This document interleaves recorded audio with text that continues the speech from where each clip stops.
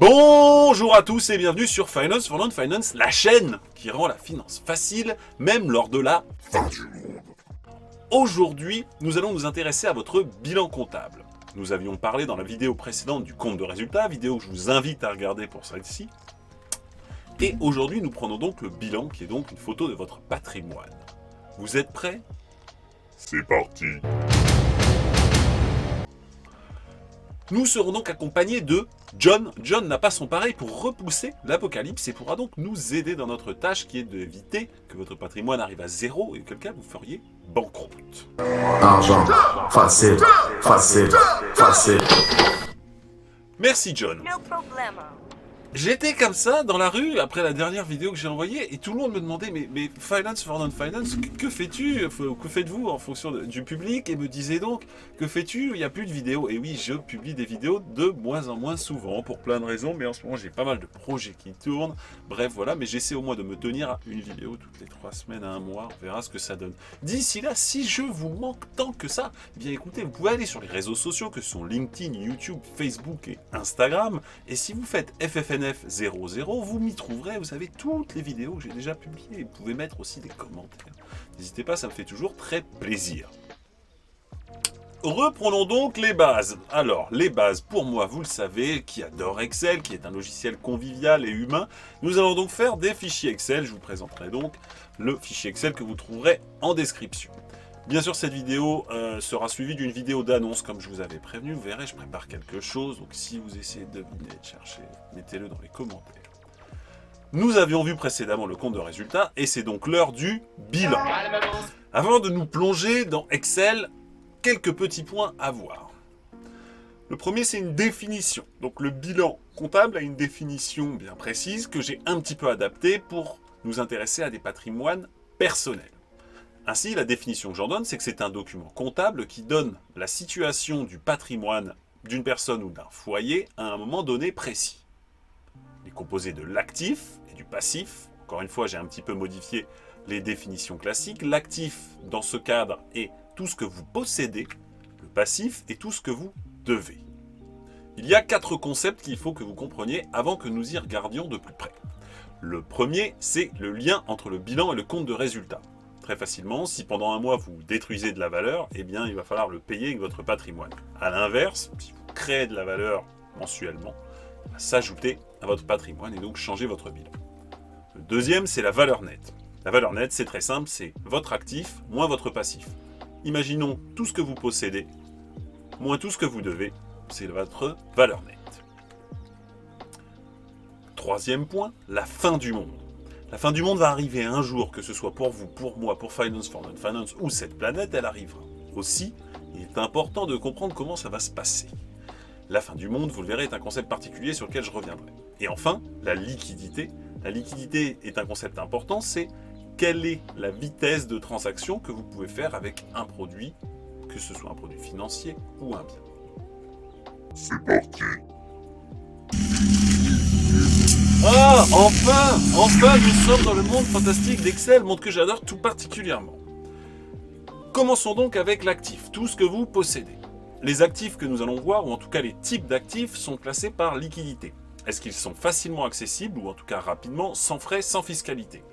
Le premier, c'est donc ce que j'ai appelé tout ce qui est compte en banque. Vous avez le LDD, le livret A, éventuellement votre compte courant. C'est rapide, pas de frais, pas de fiscalité. A l'inverse, les placements ont, eux, en général, des frais, une fiscalité parce qu'ils sont en général rentables si on les a bien choisis, donc, et pas forcément accessibles. Je pense à l'assurance vie, vous devez attendre, ou en tout cas, soit si vous cassez votre contrat. Donc il y a des contraintes légales et des contraintes pratiques. Donc ici, vous pouvez mettre, vous le voyez, mon PEA, mon compte titre, assurance vie, crypto, crowdlending, etc. Passons donc au cas particulier du véhicule. Si vous avez une Ferrari Testarossa qui vaut 5 000 €, c'est très bien pour vous. Mais sachez que une voiture perd de la valeur dans le temps. Ou très peu, en tout cas ça précise, sauf certaines voitures de collection. Ainsi, si vous l'achetez, elle perd tout de suite de sa valeur. Ne mettez donc pas de dette pour acheter une voiture ou ne faites pas de leasing. C'est en général un piège ou en tout cas quelque chose à manipuler avec beaucoup d'attention. Vous devez aussi aimer un petit peu l'immobilier. Aussi, les terrains et les maisons peuvent être mis ici. Typiquement, ici, j'ai mis ma résidence principale et une résidence locative. La résidence principale découpée en deux, foncier et travaux. J'ai valorisé tout mon immobilier, au prix auquel je l'ai acheté, et donc au prix de ce que j'ai financé au début. Ainsi, je ne prends ni d'hypothèse dépréciative, ni appréciative. Enfin, si vous avez d'autres actifs, vous pouvez les mettre dans les colonnes d'autres actifs. Si vous n'avez pas assez de place, rajoutez des lignes, c'est très flexible, vous êtes sur Excel. Vous l'avez vu, vous pouvez le faire pour vous-même et votre plus. C'est clair pour l'actif? Passons donc au passif, tout ce que vous devez. À titre particulier, on n'a pas forcément beaucoup de moyens, mais en tout cas, on peut contracter des dettes. Donc, une dette qui est plutôt facile à contracter, c'est le crédit à la consommation ou la carte de crédit. Je ne conseille pas d'utiliser ces instruments qui sont un petit peu techniques et peuvent être utilisés de façon tactique, mais ne créez pas un rythme de vie dans lequel vous vivez à crédit. Jamais. Ensuite, vous pouvez avoir des marges de crédit. Donc typiquement, un prêt d'honneur, quelqu'un vous a fait une marge de crédit, vous a envoyé de l'argent, fait une reconnaissance de dette, pour ici par exemple 2000 €.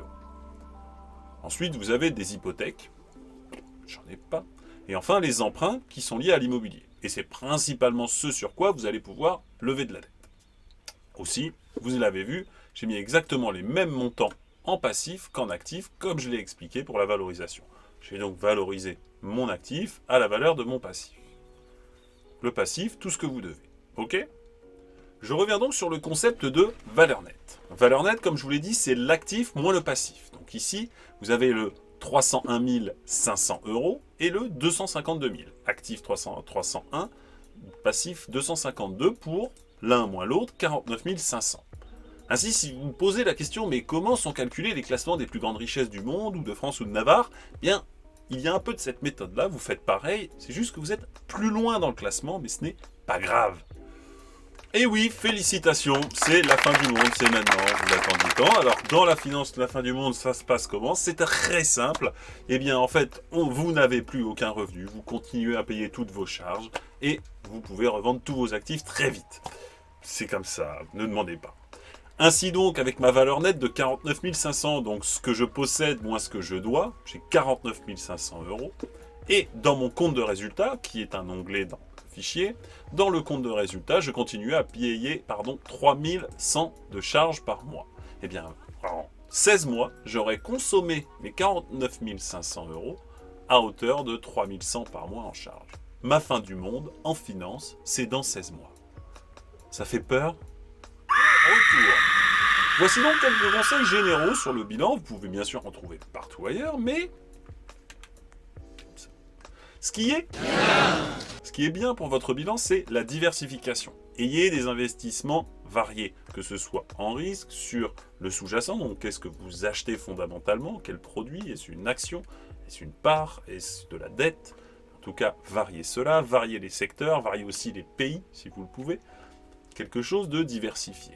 Mangez, bougez. Ensuite, ayez un fonds de sécurité. Donc, ayez toujours quelques mois de cash devant vous. Que ce soit sur un LDD ou un livret A, c'est des livrets qui sont très faciles d'accès et peu de toute façon rémunérés. Donc, ayez un fonds de sécurité. Ce qui est bien aussi, c'est d'avoir toujours conscience du lien avec le compte de résultat. Est-ce que vous créez chaque mois du patrimoine? Est-ce que vous détruisez chaque mois du patrimoine? A l'inverse, ce qui est pas bien, c'est typiquement de multiplier les dettes sans actifs. Donc une dette sans actifs, typiquement, est une carte de crédit ou un crédit à la consommation pour ne pas investir sur un actif. Une télé n'est pas un actif parce qu'elle se déprécie trop vite. Pareil pour une voiture, sauf pour les voitures de collection. Faites attention à ça.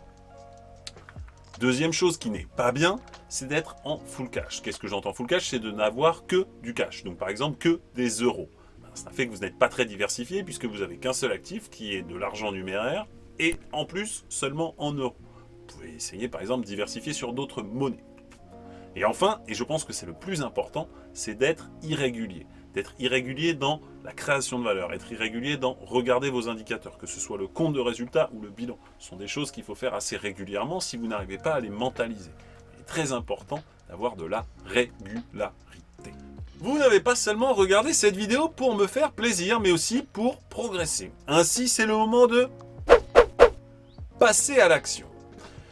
La première action, et c'est la plus importante, c'est de faire votre compte de résultats et votre bilan. Que ce soit avec mon fichier Excel, avec une appli, avec ce que vous voulez, un boulier, faites-le.